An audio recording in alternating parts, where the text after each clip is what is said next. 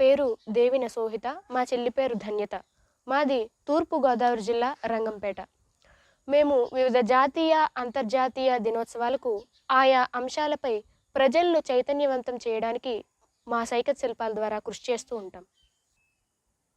December 23వ తేదీన మన మాజీ ప్రధాని చౌదరి చరణ్ సింగ్ గారి జయంతిన మనం జాతీయ రైతు దినోత్సవంగా జరుపుకుంటాము.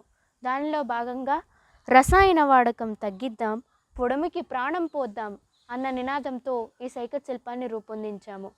జై జవాన్, జై కిసాన్. నా పేరు దేవిన సోహిత, మా చెల్లి పేరు ధన్యత. మాది తూర్పుగోదావరి జిల్లా రంగంపేట. మేము వివిధ జాతీయ, అంతర్జాతీయ దినోత్సవాలకు ఆయా అంశాలపై ప్రజలను చైతన్యవంతం చేయడానికి మా సైకత్ శిల్పాల ద్వారా కృషి చేస్తూ ఉంటాం.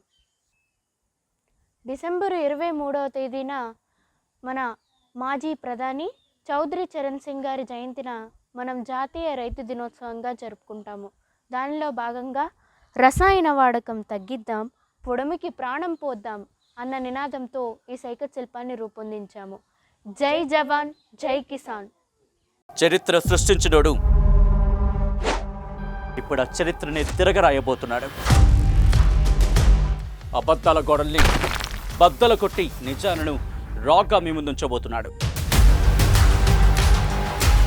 నిజమైన వార్తల కోసం వెంటనే డౌన్లోడ్ చేసుకోండి రా యాప్ని.